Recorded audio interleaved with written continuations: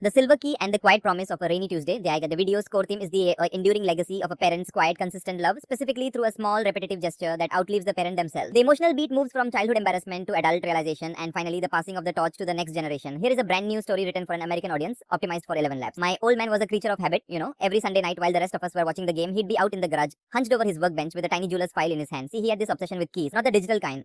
No, I'm talking old school heavy duty brass. Every time I reached a milestone, getting my driver's license, moving into my first crappy apartment in Chicago, even getting that promotion I didn't think I'd get, he'd hand me a key. "What's this for, Dad?" I'd ask. He'd just grin, pat his pocket and say, "I come for when the right door shows up, kid. Just keep it on the ring." By the time I was 30, my keychain weighed about 5 pounds. It was ridiculous. I used to joke with my friends that I was carrying around the weight of a small anchor. I even told him once, "Dad, stop. It's 2024. We have smart locks now. I don't need more junk in my pocket." He just looked at me over those thick reading glasses and whispered, "Trust the process, Ben." He passed away 3 months ago, a heart attack at the breakfast table. Quick. Way too quick. Last week, I finally went to settle the estate. I was digging through his safe deposit box, expecting life insurance papers or maybe a deed, but all I found was a single small wooden chest. Inside were dozens of envelopes. Each one was dated for the next 50 years. I opened the one for today. Inside was a small silver key and a note in his messy architect's handwriting. It said, "I know the house feels quiet right now, but a father's job isn't to hold the door open forever. It's to make sure you always have the power to unlock it yourself. Use this one to open the back shed." I walked out to that old shed, my hands shaking. I fit the key into the rusted lock and it turned like butter. Inside, he'd restored my grandfather's old 1967 Mustang, the car I used to talk about every single summer. There was a final note on the steering wheel. "The road is long, Ben, and I won't be in the passenger seat anymore, but I'll always be the one who gave you the keys to get where you're going." Today, I bought my 5-year-old son his first bike, and as he pedaled away, I reached into my pockets and started filing down a tiny brass key. He doesn't know what it's for yet, but one day will.